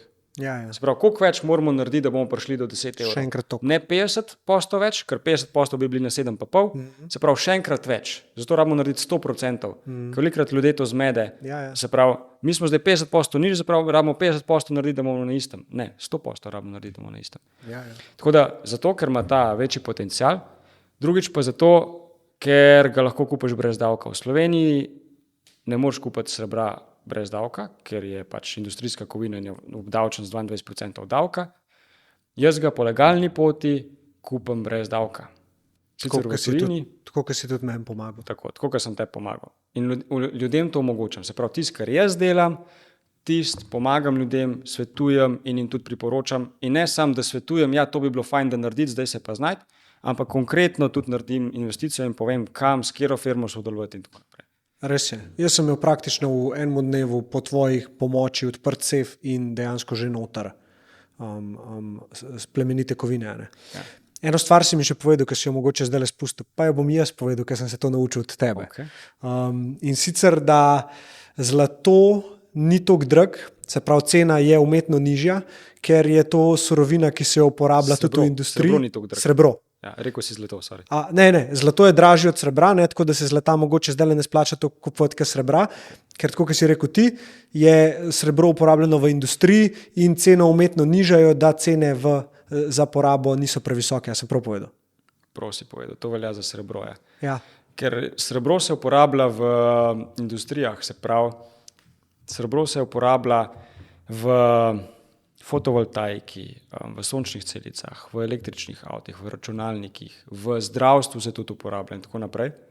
In industriji je fajn, če lahko cenejše kupujejo srebro. Zato recimo takrat po koroni, se pravi 2020, takrat sem začel bolj pospešeno kupovati srebro. 2020 je v bistvu srebro kar beležilo zelo velik padec, potem se je pa naredil tako imenovan short squeeze, mogoče ne bi šel preveč v te detajle, tisti, ki vejo, o čem govorim, bojo vedeli. Se pravi, in je dejansko v 2 mesecih srebro zraslo za 120%. Ja, zato, ker ga umetno držijo dol, ampak večno ga ne bojo mogli. In tako, kot sem že prej rekel, se pravi, srebro ja, ima večji potencial, pa zdaj je bolj pocen kot zlato. Ker zlato je trenutno na najvišjih točkah v celi zgodovini človeštva ali pa v celi dobi, odkar spremljamo zlato. In dejansko zato kar 90% svojih sredstev vlagam v srebro, 10% pa v zlato. In dejansko trenutno ja. Menjaš pa glede na stanje v svetu. To se skozi spreminja in tudi svoje stranke obveščam o tem, se pravi, da ne rabijo skozi spremljati, kaj se dogaja, ampak jim jaz povem, ker sem itak že v tem in pač takrat sporočim, kaj se je zgodilo na trgu, kaj sem jaz naredil in potem lahko še sami to naredijo. Se pravi, gledaš neko razmerje med ceno zlata, ceno srebra, njun odnos in potem dejansko na podlagi nekih indikatorjev se odločaš, kdaj narediš menjavo. Tako. Spremljam določene indikatorje, ki potem mi povejo, koliko zdaj procentov kam vlagati, kdaj menjati in tako naprej. Okay, za zaključek prvega pilarja, kako ljudje lahko začnejo vlagati v zlato in srebro? Najlažje. Napišejo tebi. Ja, zdaj jaz bi tako jim predlagal. Važno je vedeti, zakaj bi sploh investirali v zlato pa srebro. Ok, lahko me napišejo, valjda, ampak najprej mora vedeti, zakaj bi sploh oni investirali. A zato, da se zaščitijo pred inflacijo, ali zato, ker bi želeli zdaj v naslednjih 5 letih nekaj profitirati, ali pa dosti profitirati, ali zato, ker želijo imeti višjo penzijo, ko bojo zaključili z delovno dobo. Važno je, zakaj. In iz tega zakaj, jaz potem naprej vedno izhajam tudi pri strankah, na podlagi tega zakaja, določimo sploh strategijo, kam bi vlagali in pa kjer sektor je zdaj za njih primeren. Tako da, kako bi začeli, lahko grejo tamle v neko slovensko poslovalnico, kjer prodajo zlato pa srebro, pa kupijo zlato. Ker srebra trenutno v Sloveniji ni več možno kupiti. Ja. Zanimivo. Ampak če ti kupiš zlato tam, prosti, kar nadaljuj. Ja, zakaj ga ni možno kupiti? Pomanjkanje srebra. Globalno. Ja, zato ker v času korone so se takrat ustavila rudniki, določene proizvodne, določene rudnike so zaprli in zdaj ne morejo več dohajati v bistvu sploh porabe. Zato je tudi eden izmed kazalnikov, zakaj ne bi srebro zraslo, ravno zaradi tega. In dejansko, če hočeš kupiti srebro, ga trenutno v Sloveniji ni možno dobiti. Lahko samo kupiti zlato. Okay. Zanimivo. Pa tudi, če to zlato jaz kupim v recimo neki poslovalnici, ga moram imeti kaj pol doma. Ja, pozaj pa tukaj več težav pojav, ne? Ja. Spet je odvisno, kje boš ti zlato kupil, pri kateri poslovalnici. Ali ima certifikat svetovne kakovosti ali nima. Ker na podlagi tega je potem pomembno, po kakšni ceni ga lahko prodaš, pa kje ga lahko prodaš. Če ima ta certifikat, potem ga lahko kjerkoli na svetu prodaš. Še enkrat omen certifikat? Svetovne kakovosti. Good delivery certifikat v angleščini. Okay? Poleg tega se pravi, je pomembno vedeti, če ti kupiš neko količino zlata, kam ga boš spravil. Lahko ga imaš doma pod polštrom, lahko ga imaš nekje v sefu, lahko ga imaš v banki na sefu, ampak tam spet morajo biti tako in tako zaščiteno po nekih regulativah, da je sploh to dejansko zaščiteno, tako kot je treba. Prijaviti moraš, v sefu imaš zato, da pač noben ne bi vedel. Če nočeš, da to del stečajne mase, moraš prijaviti, imeti zavarovano, zaščiteno, bla, bla, bla. In pač ogromno je cak, ki jih moraš tukaj paziti. Okay. Tako da jaz nimam nikjer na banki to spravljeno, nimam doma v sefu, ampak imam v enem ločenem sefu, neodvisnem sefu, ki je vzadaj zavarovano in pozavarovano in je to ločeno od stečajne mase recimo nekega podjetja, kjer kupujem te plemenite kovine. In zakaj je to pomembno? Tudi če jutri to podjetje gre v cvet, če tako rečem lepo, jaz imam še zmeraj na svoje ime te plemenite kovine in pač jih lahko imam tam v skladišču čist neodvisno. Pomembno je pa, da so zavarovane in pozavarovane, zato da če do česarkoli pride, da imaš ti pač krito. Wow. Svaka čast za tole, res tako. Mislim, da bo marsikomu to zelo koristilo, ker se s to tematiko srečuje. Prvič ti si jo zdaj tukaj v 5 minutah, 10 zelo lepo objel. Zlato srebro, definitivno nekaj, kjer tudi jaz sam že dalj časa slišim o tem, ki je vsaki, po mojem, največji fan na svetu od zlata, ne, srebra. Ja. In dejansko ti samo povezuješ zdaj neke točke tudi v mojih možganih, da sem sam še bolj suveren v to, kar dejansko mislim, da je prav. In to zame je finančna pismenost do neke mere. Hvala, me veseli. Ja. Lej, to probam vedno, čim bolj enostavno predstaviti, pa vedno zakaj. Ja. Zakaj se nečesa lotiš? Isto mi je vodilo v življenju. Zakaj bi se zdaj nekega projekta lotil? Okay. Zakaj je to? Zakaj je uno? Se pravi, moraš imeti močen zakaj, zato da ustrajaš, pa zato da pač veš, zakaj to delaš. Ok. Zakaj bi človek vlagal v kripto? Spet odvisno zakaj, kaj si človek želi. Okay. Težko je to tako odgovoriti. Bom tako rekel, večina ljudi, ki vlaga v kripto, zakaj to dela? Zato, da bojo jutri milijonarji. Zato, čisto iskreno. Večina je zato, v kripto se da ful zaslužiti, dajmo zdaj. Jutri bomo pa milijonarji, pa se vozili z Lamborghini, pa Porsche. Ok, cool. Probi, če ti uspe, svaka čast, ampak tukaj se skriva potem ena težava. Tudi če ti to uspe in večini, ki je uspelo, je zelo podoben proces, kot če ti zadaneš na lotu. Zato, ker s tako veliko količino denarja nisi navajen delati, niti domača, in začneš na veliko zapravljati za liabilities, je to v angleščini prav, za stvari, ki ti odnašajo denar, namesto za stvari, ki bi ti prinašali denar. Ali assets.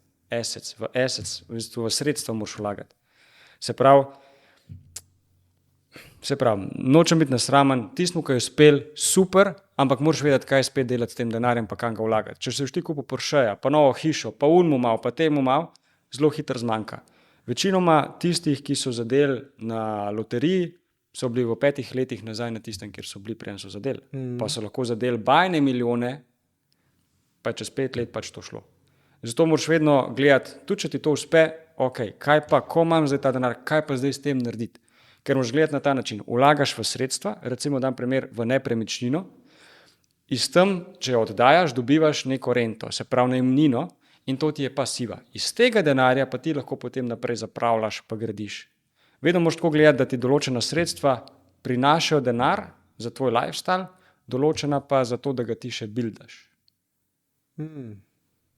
Make your assets pay for your liabilities, ne? Je ta rek? Točno tako, bravo. Ja, to sem že slišal enkrat. Se mi zdi ful smiselno, mislim, tako v praksi je tako. Težko do tega priti, hvala Bogu, ampak delati za to je veliko bolj pametno, kot pa delati za denar, da ga ti pa lahko zapraviš. Ja, ker če ti zdaj le nekaj zaslužiš, pa čez par let zapraviš, si spet na istem. Kaj si naredil s tem? Se pravi, fajn pa je, če nekaj zaslužiš, pa ta denar potem znaš oplemenititi, da dejansko denar dela zate. Zdaj, veliko mogoče, ki to posluša, bo rekel, ja, to je teorija, v teoriji se vse lepo sliši. Ja, jaz to spravljam v prakso. Bravo. Hočeš ti zelo dobro vedel, ker so šla čez to. Ja, definitivno. Sicer se kripta še nisva ful dotikala, jutri imava sestanek na to temo, ko mi ga čakam. Moja izkušnja s kriptom je taka. Nekaj novega se je pojavil, 2020, še dosti kmalu sem šel noter, no, tako da sem se še nekako občutil ta občutek, wow, le kva gre to gor, gre to gor. Ne, in pa je prišel ta dropa, ne. In tako da ja, jaz sem naredil kar nekaj s kriptom, pa tudi kar nekaj izgubil. Več zgubo, kaj naredil. Ampak ja, verjetno se lahko marsikdo z mano poistoveti. Žal mi je, da se to zgodilo. Žal mi je, da se to zgodilo. Jaz sem vesel, zato ker je bilo pre-easy. Stari, odpreti YouTube, pa opisati gor kripto banter ali koga sem gledal, pa delati to, kaj je delu, Pa takrat, ko gre, wow, kva je on pameten, zdaj bom jaz to študiral, novce odprl, spisal vse te glavne kovančke, altcoine, ki bom jaz vlagal, ja, jaz študiram te projekte, jaz to poznam, kurac poznam, nič nisem poznal. Ne. Jaz sem pač dejansko po hajpu. In Ker takrat si zelo težko falil, ker je vse rastalo. tako, tako. Ampak zdaj pa pride do padca, ki je treba kupiti, kje si zdaj? Ja. Kako ti kripto vidiš? Na kakšen način ti misliš, da je pametno vlagati v kripto? Okay. Trenutno jaz kripto vidim kot na eni zelo dobri točki za kupiti. Zato, ker smo dokaj nizko. Je res, da od januarja 2023, se pravi od januarja letos, je Bitcoin zrastel za nekje 70%, približno, plus minus. Ampak še vedno smo zelo nižji, kot smo bili v najvišji točki. Tako da, tako kot sem prej rekel, kupovati moraš, ko so stvari poceni. In ne takrat, ko vse raste, pa vsi o tem govorijo. Takrat moraš začeti prodajati. In mogoče ena napaka, iz katere se lahko vsi naučimo, fajn je, da se učiš na napakah drugih, ne, ki so takrat naredili ali pa smo naredili, je to, da ko so stvari rasle, da nisi prodajal. Se pravi, ko tebi sredstva rastejo, začni postopoma odprodajati. Nikoli ne veš, kje bo vrh, do kam bo šlo, ampak če si v nekem profitu, si začni počasi ven pobirati. Saj glavnico, da čim prej dobiš ven. Ker potem tisto, kar je plus, pač ti je pol dokaj vsem. Ker pač to denar, ki si ga ti vložil, si dobil nazaj. Kaj se pol dogaja, lahko tu čakaš 5 let. Večina je pa lih to naredila, ja, čakam, zdaj bo mal padel, zdaj pa bo res. In pa je samo odlomil, pa je šlo še nižje. In pol enkrat, ko si v minusu, je pa težko prodati, pa tudi nesmiselno. Zato, ko ti rastejo stvari in se v profitu počasi odprodaji. In spet, ko so nizko, kot smo zdaj, kupuj nazaj. Nekako na 3 glavne stvari lahko v Bitcoinu, vsaj jaz, ko gledam po vsem tem svojem researchu, ki sem ga delal. Imamo Bitcoin, imamo Ethereum, ki sta praktično najbolj poznana zdaj, in pol so tukaj še altcoini. Ne? Zdaj nekako govorijo o portfolio, imej tako, da imaš vsaj 50% v Bitcoinu, potem 20% v Ethereumu in potem 30%, ampak to je ena teorija, ne, v altcoinih. Spet odvisno, kaj želiš. Točno to, ne. Zdaj, če te vprašam, tako malo provokativno mogoče, pa še enkrat zdaj bom poudaril tukaj, da to je najino mnenje, mi da se tukaj pogovarjava, kaj mi dva misliva, ne, pač kaj je sveta resnica, da ne bo kdo krvavo se držal, kaj kle. Bitcoin. A je po tvojem mnenju to nekaj, kar bo obstal in bi noter vlagal za to, da ti ohranja vrednost? Ja. Jaz vedno gledam stvari iz dejstev. Se pravi, na podlagi ne tega, kaj jaz mislim, da bo, ker velikokrat se ljudje zanašajo na neke misli od drugih, ki se zanašajo na misli od drugih, ki mislijo, da bo to. Pač treba je pogledati dejstva. In jaz sem bil danes presenečen. Zjutraj sem šel po fitnessu na zajtrk, ne boš verjel, s čem je možno plačati. Z Bitcoinom pa z Ethereumom. V Sloveniji je možno plačati s kriptovaluto. Že nekaj časa zdaj. Že nekaj časa, ampak sem bil šokiran, da so pač tam imeli. In da dejansko poskeniraš QR kode in dejansko pač plačaš s kriptovaluto. Pa sem tudi to lastnico tega lokala sem vprašal, kako je pol to v ozadju. Je rekla, ja, pač meni se nabirajo tam kriptovalute in to je to. Pač ne menjam v cash. Se pravi, tudi ona ve, da se tukaj neko bogatstvo kopiči. In jaz mislim, ker vedno več ljudi to pozna. Vedno več je regulativ, ki jih sprejemajo za nadzor tega. Zato mislim, da bo vedno več ljudi šlo v to, vedno več institucij bo šlo v to. In zato moje mnenje je, da bojo kripto tukaj ostale. A pa tako rečem, blockchain bo sigurno ostal. Bitcoin, po mojem mnenju, ker je prvi, najbolj poznan, bo tudi ostal. Za ostale kriptovalute, ki jih je na tisoče, pa ne vem, katera bo obstala. Ampak ja, zdaj je Bitcoin v bistvu že bil priznan kot store of value, se pravi tako kot digitalno zlato. Ljudje lahko tam kopičijo oziroma skladiščijo svoje premoženje. Tako da jaz vidim tukaj zelo veliko prihodnost. Ja. Cool. v kriptovalutah in v blockchain tehnologiji. Ja, definitivno, tukaj se strinjam tudi jaz s tabo. Ampak bi to debato pustil tistim, ki se s tem dejansko ukvarjajo na daily basis, mogoče koga povabim, pa bomo se z njim pogovarjali. Mogoče celo une fante, ki mi boš ti predstavil. Bomo videli. Veš, kaj ne bi rad, da greva preveč globoko, ker se mi zdi, da lahko zelo hitro greva v down the rabbit hole, malo pa še kar nekaj tematik za obdelati. Tako da naslednja, ki bi jo jaz tukaj predlagal, so delnice. Torej, delnice, potem greva na nepremičnine. Tisto sem prešparil za konec, ker vem, kakšen passion imaš tam. Tako da iz tam bo šlo pol dalje. Okay? Ampak zdaj delnice so ena taka stvar, kjer sem jaz tudi imel izkušnjo, začel nekaj vlagati in nekako tudi videl ene dobre rezultate, nek portfolio zgradil in vlagal v, ne vem, Nike, v PayPal, v Teslo, v, koga sem še imel, Google, oziroma kako se že reče, Alphabet. Ja, v take. Zakaj sem začel vlagati v delnice? Zato, ker sem vedel, da ko začnem, se bom šele začel učiti. Se ti zdi to pameten pristop? Hodo. Če si šel s tem namenom, da se učiš, kaj pa si se hotel naučiti? Hotel sem se naučiti, kako poteka nekaj, zaradi česar ljudje na svetu gradijo bogastvo v smislu wealtha. Cool. Če si šel z tega vidika, pač, ja, cool, ni nič narobe s tem. Ampak ja, spet je tukaj zakaj, zato sem te vprašal.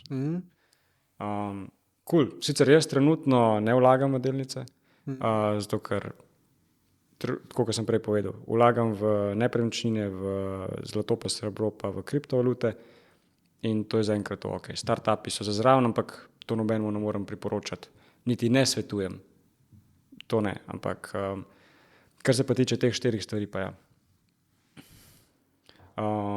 Potem pa delnice na dolgi rok, ja, paziti moraš, kdaj vlagaš v delnice, ker vse gre v ciklih. Tako kot v naravi, imaš istoletne čase, vse gre v ciklih. Imaš pomlad, poletje, jesen, zima in potem se spet ponovi. In isto je v finančnih trgih. Enkrat je bolj primerno vlagati v delnice, drugič v plemenite kovine, enkrat v kripto, enkrat pa v nepremičnine. Včasih pa v kombinacijo teh stvari. Če bi te vprašal, kdaj v delnice, kako bi mi odgovoril? Zdaj sigurno ne. Okay. Ja. Je res, tisti, ki so v delnicah že dalj časa, cool, ne vstanejo, nič ni narobe, ampak vidim, da lahko druge si bolj učinkovit, bolj efektiven in v smislu zaslužka, profita, oplemenitenja sredstev in potem lahko ta premoženje prestaviš nazaj v delnice, ko bojo nizko. Ja, zanimiv. Itak se pol najdejo maksisti pa minimalisti za vsako stvar, ki bojo rekli, kva ta govori, zdaj je vse v delnice. Tako da veliko mnenje tukaj, kam kaj gre. Vesel sem, da ti poveš svojega, tako kot ti misliš, zelo suvereno. Veš, zato si tudi tukaj gost. Ker sem imel občutek, da boš povedal to, kar si misliš, da ne boš šel po univarni poti. Ja, o tem pa raj ne bi govoril. Pa fuck off, kaj? Mislim, vse ne, če zdaj klep povem, a potem pa na 4 oči, 1 na 1. Točno to. In več ljudi, ki imajo te informacije, več ljudi, ki začne drugače razmišljati, a mogoče pa tudi ta plat obstaja. Ja. Ok, sem že pač nekaj naredil. Ja, ker v tem svetu zbuditi ljudi pa imeti prave informacije je ful težko. In ker tako, kot si prej na začetku že omenil, pač si nek zombi, tavaš od jutra do večera, nekaj delaš, na koncu se usedeš pred televizijo in čakaš, da boš zaspal, pa greš spat, zjutraj je pač spet nov dan. Če tako tem ljudem paše, cool. Meni pač ne. Ja. In če hočeš nekaj iz življenja dosežiti, potegniti, moraš iti po drugi poti kot večina ljudi. Se strinjam. In ti si šel zdajle pred kratkim v nepremičnine, bolj konkretno. Ne vem, koliko sicer želiš o tem govoriti, če je kakšna tematika bolj občutljiva. Ne, ampak projekt Ciper. A bi malo o tem povedal in pa kako tukaj vlagaš v nepremičnine in drugim pomagaš, da vlagajo v nepremičnine? Ja, zakaj sem sploh šel v nepremičnine, mogoče se tega dotakneva? Zato, ker sem gledal ljudi, ki v svetu nekaj pomenijo in imajo že veliko premoženja, so vsi v nepremičninah. Recimo en tak Grant Cardone, on je čisto v nepremičninah. On je si samo z nepremičninom ustvaril bogatstvo. Grant Cardone, ne vem, če veš njegovo zgodbo, on je včasih bil narkoman in je iz tega ven se pobral in zgradil pač ta imperij, ki ga ima z nepremičninami. Pač svaka čast, ful navdihujoča zgodba. In on je tudi šel tako, da je dejansko eno epizodo posnel, da je bil čist, se pravi na ulici, postrižen, čist spremenjen obraz, da ga noben ni prepoznal in je mogel, ne vem, koliko je imel časa, to zdaj ne me držati za besedo, po mojem par mesecev, je imel čas, da zgradi, v žepu je imel $10, da zgradi z $10 posel, ki je vreden 1 milijon. In je mogel v tem času iz nule zgraditi to. In to me je čisto navdihnilo, zato ker znanje, ki ga ti dobiš, ti ga noben ne more vzeti. In ti vedno ostane. Tudi če si jutri na cesti, pa vse zgubiš, če si enkrat prišel do tega, boš tudi naslednjič znal. In je dejansko znanje tisto, ki šteje, kje boš, kaj boš, kdo si in kakšne boš imel rezultate. Zato sem tudi na začetku omenil, tisti, ki nimajo možnosti še investirati, dajte svoj čas posvetiti temu, da absorbirate čim več znanja o stvari, ki vas zanima, pa ste lahko zelo dobri, ali pa o stvari, kot so investicije in se več o tem pozanimati, da potem sproti zgradiš pač, kakor lahko. Tako da ja, začel sem z nepremičninami zato, ker večina pač bogatih ljudi v nepremičninah in sem eno leto nazaj kupil svojo prvo nepremičnino in to ne v Sloveniji, ampak v tujini. Zato, ker je, večina bi rekla, bi naredila mogoče podobno faco, kot ti zdaj. Fak, ne? Tujina. Kaj poznaš sploh gor dol. Je točno to. Ja. In pač v tisto stvar, kar vlagam, se ful dobro pač prepozanimam, pa posvetim temu zelo veliko pozornost. Okay. In lansko leto sem bil na Cipru kar 11-krat. In dejansko, zato da smo vse preverili, kar se tiče nepremičnin in papirjev in tako naprej, ker tam so drugačni zakoni, Cipr je bila včasih angleška kolonija, imajo angleške zakone in tako naprej. Imajo ful dobro poskrbljen za varnost, ful boljš kot v Sloveniji, zato ker imajo določene mehanizme, ki ščitijo kupca in tudi podjetje pred propadom. Recimo ena taka stvar je, da ne smejo graditi s kreditom. Gradijo samo z lastnimi sredstvi. To, kolikor imajo denarja, toliko velik projekt lahko zgradijo.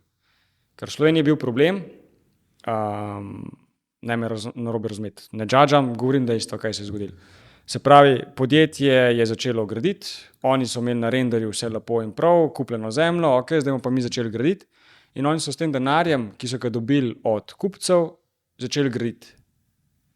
Poleg tega so tudi dobili nekaj kredita. In vmes se je pa zgodilo, da so šle pa cene, zdaj v zadnjem času, materialov ful gor. Zato je tudi ogromno projektov ostalo nedokončanih in tako naprej. To, kar vidimo, na pol zgrajen, pa grdo, a ne? Ja, vsak ima svoje mnenje, to lepo ali grdo, ampak tako da pač se je zgodilo, da so projekti ostali nedokončani. Medtem, ker na Cipru je se tega obvarovan, ker gradijo z lastnimi sredstvi in to, kar ima denarja, tak projekt lahko gradijo in to je to. Zakaj pa Cipr? Mislim, eno je to, drugo pa verjetno tudi cene, ne? Cene, vzdušje dol, vreme, dol imajo 340 dni sonca na leto, 10 mesecev je sezone, primerjavi Slovenijo, Hrvaško, ko imaš tisto high season, mogoče 4 mesece. Ja. Tako da je ful večji return on investment. Jaz sem vedno gledal nepremičnino sem kupil v bistvu iz vidika investicije. Zato, ker se ti investicija na Cipru povrne v 7 do 10 letih. Wow. V Sloveniji, če bi kupil nepremičnino, je to traja nekje tam 25 do 30 let, če bi zdaj kupoval. Ja, pred korono so nekateri ful dobro kupili, pa so naredili zdaj že mogoče 100%, recimo, ful dobro. Ja, to si mi razlagal. Pač vsaka čast. In zdaj si že dobro plemenite svoje sredstva, ampak problem je, ker to ne moreš ponoviti. Ja. Enkrat se ti je po domač usral in to je to. Ja. Okay. Kaj pa če zdaj hočem to večkrat ponoviti? No, na Cipru je to možno. Zato, ker se otok še ful razvija. Zdaj so zgradili novo letališče za 400 milijonov, ki bo sprejel 15 do 20 milijonov ljudi na leto. Do zdaj so pa 1,5 milijona ljudi sprejeli. Tako da velika porast v turizmu, infrastruktura je zelo močna, imajo 27 mednarodno priznanih univerz, vsako leto pride na otok študirati med 130 in 150 tisoč študentov. Tako da je res taka vrhunska priložnost. No. Za vse tiste, ki mogoče razmišljajo, smiselno je to pogledati. Okay. Kaj pa cene nepremičnin pri nas? Veliko se o tem govori, ne? Pa veliko ljudi pametnih. Ne, to je zdaj v nebu, ni šans zdaj le kupovati, a bojo padle? Kaj ti misliš? Deva ga vprašati, mogoče on ve. No, gospod, razsvetli nas. Noben ne ve. Pač moje skromno mnenje je, da pričakujem nekje 10 do 15% padec nepremičnin v Sloveniji na tem trgu, medtem ko v Ameriki se to že začelo, mi smo pol leta za njimi, pa še zmeraj 10% v primerjavi s tem, kakršne so zdaj cene, pač ne bo nekega velikega padca. Zato, ker je tudi material šel to gor, že sama nepremičnina ima veliko višjo vrednost zaradi materialov. Ja. Tako da ne moramo pričakovati, da bo enkrat pač cene take, kot so, ker na dolgi rok tudi nepremičnina ohranja vrednost in je pač vsako leto več vredna. Zato je tudi nepremičnina nek store of value, se pravi kot hranilnik sredstev in pa bogatstva, če rečemo. Zato je večina bogatih ljudi v nepremičninah. In jaz sem se v to pot podal, se pravi zdaj, ker sem to zase kupil, to je bilo čisto slučajno. Dol smo šli pač na eno poslovno pot do enega poslovnega partnerja in pol smo izvedeli za to priložnost. Hudo. In 1 leto nazaj sem kupil to in zdaj pač še drugim, ki to želijo in želijo spoznati Ciper, dol tudi investirati, pač jih dol pelem in gre lahko z mano pogled na Ciper. Par ljudi moram na to obrniti glede tega, da mi je to spomen. Okay. Ja. Da ta delček o trgovanju pa investiranju malo zaključva na en tak cool način, sem razmišljal o 2 ekstremih, ki bi ti jih dal kot vprašanja. Okay. Prvi ekstrem je, imaš 1 milijon evrov, kako bi jih zdaj ta trenutek investiral? Čisto isto, kot zdaj. Pa zelo podobno. Nepremičnine, zlato, srebro, kriptovalute, pa startup podjetja, pač te 4 stvari imam jaz. Ampak ne bi spremenil. V tej fazi pač vedno jaz gledam v procentih, koliko v kateri sektor dajem. Povej. Ne rabiš povedati. To pa ni treba vsega razkriti. Ne, itak se šteka, zato sem tako rekel. Ampak če bi te tako vprašal, samo po zakaju, da mi poveš za vsak sektor, zakaj bi ti vložil, kako bi mi rekel? Se pravi, kripto bi vložil? Kripto zato, ker je zdaj pocen, pa ker ima potencial velike rasti. Na kripto nasplošno. Ne samo Bitcoin, kripto nasplošno. Zlato pa srebro zaradi inflacije, ker dejansko ti pokriva zelo dobro inflacijo. V kriznih časih, kadar je pa zelo povišena inflacija, kot je zdaj, pa lahko zelo dobro tudi zaslužiš. Zato vlagam te stvari. Pol imava nepremičnine, store of value, passive income. Meni je cilj imeti čim več nepremičnin v naslednjih letih, zato da pač iz tam naprej si gradiš in buildaš. In dejansko za nepremičnine ne rabiš veliko denarja. Na Cipru imaš to možnost, da se stanovanja od 100 evrov naprej prodajo, pa še ne rabiš, da takoj naprej. Rabiš dati nek določen znesek, rečeva 35 do 50%, rabiš da down payment, ostalo plačuješ po obrokih, brez obresti. Imajo ful zanimiv plačilni. Zelo zanimivo, ja. Tako da tam lahko zelo hitro skalaš. Tako dejansko proaktivno z njihove strani, da pridobijo investitorje, ne? Na enak način je nastal Dubaj. Isti sistem uporabljajo kot Dubaja. Pol. Četrta je bila pa, čakaj. Startup podjetja. Startup podjetja, ja. To pa zato, ker verjamem določene projekte, želim podpirati podjetja in hkrati njim pomagati z neko finančno injekcijo, hkrati pa tudi imam jaz nekaj od tega, se pravi win-win kombinacija. Na podlagi svojega znanja in vsega predvideš, kje bo se oplemenitelj. In isto bi zdaj vlagal, mogoče, da bi malo spremenil procent, ampak ne verjamem, če.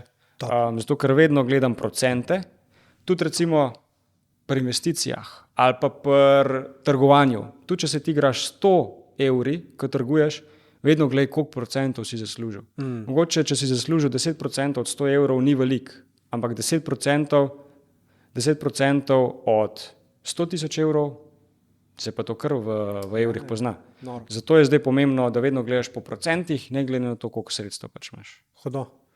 Drugi ekstrem. drug ekstrem. Vsi nimajo veliko denarja za investirati, ne? Tukaj se strinjava. So tudi nekateri ljudje, ki kom izhajajo iz meseca v mesec. Kaj bi svetoval v tem? Verjetno ne bi bilo vlagati, ampak kaj lahko naredijo? Ja, tako kot sem mogoče že prej povedal ali pa začel. Se pravi, najprej treba videti finančno sliko, koliko imajo oni odhodkov in koliko prihodkov. Koliko gre kam denarja v katero stvar. Nekateri ogromno zapravijo v trgovini, nekateri ogromno zapravijo na kavicah in tako naprej. V drugih razvadah, tako da najprej treba videti finančno sliko, kam grejo te odlivi in pa koliko je prihodkov. Ko imaš enkrat to sliko, pol probaš znižati stroške, če se da. Vedno se ne da. V vsakem primeru pač se ne da. Tako da, če je možno, najprej znižati stroške, potem pa naslednja stvar je pa povišati oziroma povečati prihodke. Samo na ta način ti bo več kapitala ustvarjal, da ga lahko naprej investiraš za svojo prihodnost. Smart. Lepo, zelo simple, zelo straight to the point. Mislim, da bo marsikdo lahko iz tega nekaj vam potegnil, če je v taki situaciji. To sem zase naredil, ne. Ja. Zato lahko zdaj pač pometujem ali pa govorim o tem, zato ker tudi jaz na začetku, ko sem začel, nisem imel denarja in sem vlagal po nekaj 100 evrov in tako naprej. In počasi sem pol nagrabil, pa da je bilo nekaj 1000 že noter vloženo in tako. Pa v znanje si vlagal, ne? To pa ogromno. V teh letih sem par 10 000 vložil samo v svoje znanje iz izobraževalne akademije, v kurse in tako naprej. Top. Ok, še ena tematika, pa greva počasi v zaključek. In sicer aktualne gospodarske razmere. Prej si omenil digitalni evro. A se lahko malo dotakneva tega? Kaj bi tukaj lahko povedal? Kaj te zanima? Dajva začeti z digitalnim evrom, se pravi neka digitalizacija evra oziroma verjetno na splošno vseh valut, ne? Kaj to pomeni, kaj to za sabo prinaša in kdaj to lahko pričakujemo? Ja, stvar, v katero se zdaj razvijajo stvari, mene osebno straši in po drugi strani navdušuje. Ker smo prišli toliko delati s tehnologijo, da je vse lahko instant, da lahko ti plačaš ne samo s kartico, lahko si plačaš s kriptovaluto, nekaj, kar 10 let nazaj, 12 let nazaj niso poznali. In dejansko gremo v to digitalizacijo, se pravi, da digitalni evro, ki bo v kakršnikoli obliki, bo vedno, se pravi, stremimo k temu, k večjemu nadzoru. Se pravi, da bojo Nadzorom nad transakcijami. Ja, vedno bolj nas bojo lahko nadzirali, se ne že itak tako, ampak to pač ne vidimo in ne vemo. Medtem ko bo enkrat digitalni evro, bo ogromno stvari potegnilo za sabo. Tudi glede bančništva, banke, kaj je bila korona in tako naprej, zakaj je to nastalo, bilo šli v razne teorije, ampak dejstvo pa je, da se bančni sistem spreminja. In tudi banke so zdaj že na blockchainu. Recimo pri določeni banki ti lahko nakažeš v petek, v polnoči, pa boš dobil čez 5 minut denar na tvoj račun. Se pravi, ni več tradicionalnih bank, kot smo jih poznali včasih. Vidimo tudi, da banke propadajo. Z razlogom propadajo. Zato, ker jih potem ne bojo več rabili. Vse bo šlo dejansko iz centralnih bank. In vmes teh middlemenov, majhnih bank pač ne boš več rabil. Tako da dejansko digitalni evro bojo imeli večji nadzor nad nami. Tisti, ki delajo vse po pravilih, cool, ampak ni cool zato, ker te bojo lahko nadzirali, po drugi strani ti bojo pa lahko omejili, koliko časa bo nek denar veljaven. Se pravi, da ti ga pač zapraviš.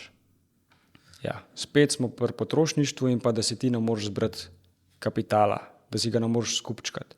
Ker bojo lahko rekli, evo, ne vem, januarja 2023 si dobil plačo, ta denar pač je veljaven 5 let. Po 5 letih, če ga zapraviš, pa ne ga noš več, pač zgine. Kako se pred tem zavaruješ? Ja, jaz in moje stranke s plemenitimi kominami in pa z nepremičninami. To zaenkrat vidim pač kot rešitev. Tudi kripto. Ne vem sicer, kakšne bojo regulative, regulacije, ki jih bojo sprejeli glede kripta in obdavčitev. Zlato pač ni obdavčeno. Tako da edino to vidim, da se umakneš iz tega sistema ven, kakor se pač le da. Kdaj pa misliš, da pride digitalna valuta in kaj to pomeni za gotovino, ki je v obtoku? Bom pa kar povedal dejstvo.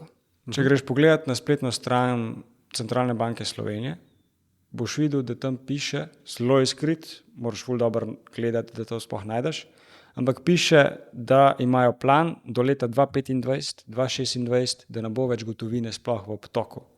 Vse bo digitalno. Ja. Stari, to je čez 2 leti. Ja. Se pravi, Šlo bo nekdo, ki si je hitrejš, kot si gotovine nekdo nabral mislil. v štumfu, zelo veliko je bolj, da jo začne. Problem je tudi, ker ne moreš ti zdaj kar ne z gotovino. Ja, pa ne moreš jo nakazati, mislim, ne moreš jo kar položiti na računa. Ne, mislim, lahko jo. Ja, sam. Ampak te bojo vprašali po izvoru Skje je? sredstev, pa moraš pa ti dokazovati izvor sredstev, pa kaj sploh narediti dejansko, ker pač v Sloveniji je tak zakonik, da si kriv, dokler ne dokažeš, da nisi kriv. Se pravi, če imaš ti nek izvor te gotovine, poleg kul. Če pa nimaš, je pa problem. Lahko si ti to 10 let šparil, pa imel tam pod polštrom. Babica je mogoče to šparala, pa sploh ne veš. Ja. Veliko se zgodi, veliko gotovine se odkrije, ko pač nekoga ni več na svetu, pa potem pospravljajo, pa gotovijo ogromne količine denarja v škatlah ali pa pod polštrom. In to je problem, ta denar zdaj spraviti v obtok. Da se še spraviti v obtok na legalen način, ampak je vedno manj časa in vedno manj prostora. Ker zdaj že transakcije nad 1000 evrov, na katerih bankah nad 3000 evrov dejansko avtomatsko sporočajo Fursu in potem te oni lahko za nazaj poprašajo po izvoru sredstev. Okay. Tako da je ful pomembno, kaj je zdaj z gotovino, ker Slovenci imamo po podatkih med 25 do 27 milijard na bankah, še enkrat toliko se pričakuje, da imamo v štumfih oziroma doma v kešu. Wow. Ja, To pa ni tako malo. ne. Ok. Si hotel tukaj še kaj dodati? Ja, pa mogoče, če zdaj začnem to temo, bomo mogli še en podcast začeti. Z veseljem te še enkrat povabim. Sploh, če bo folku všeč, če vam je všeč, Ja. koment, ful sem vesel vsakega komentarja, sploh, če vam res prinese vrednost, pa danes po moje, da vam jo je, tako da ne vas ne bo sram, napišite kaj od spodaj. Ja, jaz bom ful vesel vsakega komentarja, ali dobrega ali slabega, zato ker dober mi pove, da sem na pravi poti, slab pa mi pove, kam se moram še bolj usmeriti, pa kje se moram izboljšati. Točno. Ja. Točno. Pomembno ni samo investiranje, pomembno je tudi zaščita. Kaj, če se jutri tebi nekaj zgodi, Aha, ok, zavarovanje. recimo. Okay. In če gledamo kot neko, najlažje to ponazorim na hiši, pri hiši imaš vedno temelj, potem šele gor gradiš nadstropje. A najprej zgradiš streho, pa pol temelj ali obratno, najprej zgradiš temelj. Ja. Ne, se pravi, najprej moraš poskrbeti za temelj, potem pa zgornja nadstropja, pa streha so pa v mojem primeru investicije. Tako da tudi to moraš imeti porihtan in tudi to ljudem pomagam. In podjetnikom in fizičnim osebam. Vse to, kar smo zdaj govorili, pomagam in podjetnikom in fizičnim osebam. Top. Jaz bom dal od spodaj tvoj Instagram ali nekaj, mi boš povedal kaj, pa bom dal od spodaj Lahko mail. Instagram, lahko spletna stran, No, evo. Ja. karkoli. Bom dal v opis. tako da- To je pa to, ali pa te lahko itak najdejo, bojo vedeli tvoje ime. Ja, ali pa če gledam na spletno stran andrazkalisnik.com, je to to. Okay, super. Za zaključek, zato kaž Bem je že 5krat na uro pokazal, ampak je to, ker je zanimiva tematika, nisem hotel rezati. Se mi zdi, da je lih pravno. Kaj po tvojem mnenju je najbolj pomembno za uspeh v življenju? Zaključna misel. To si pa zdaj kar zajel s polno žlico.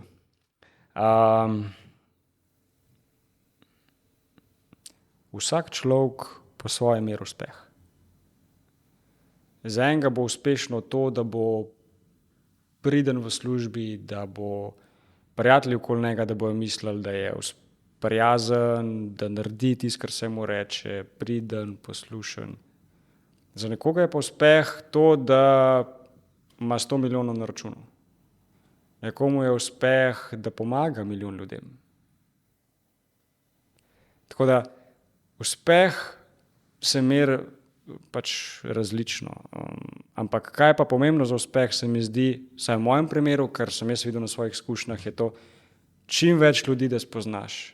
Nikoli ne veš, kdaj ti bo kdo lahko pomagal, kdaj boš ti nekoga rabo in kdaj bo nekdo drug tebe rabo, da mu pomagaš, pri takšnem ali pa drugačnem izzivu, problemu. Pa znanje. Znanje. Ker znanje ti nobeno more vzeti, kot so že večkrat v tem podcastu rekla. Lepo. Še naprej delaj na svojem znanju, še naprej drugim pomagi, tako kot pomagaš tudi meni. Jaz sem ti zelo hvaležen, da si se oglasil. Imaš en zelo lep talent, kako besede uporabljaš, kako predstaviš zadevo ljudem. In želim ti, da bo tvoj glas dosegel veliko ljudi in veliko ljudem pomagal ustvariti to, kar jim je namenjeno. Tako da, Andraž Kališnik, hvala ti, da si bil kle, pa smo na vezi. Wow, hvala ti, res dole. Se me je ful dotaknil in še enkrat hvala, da sem bil gost.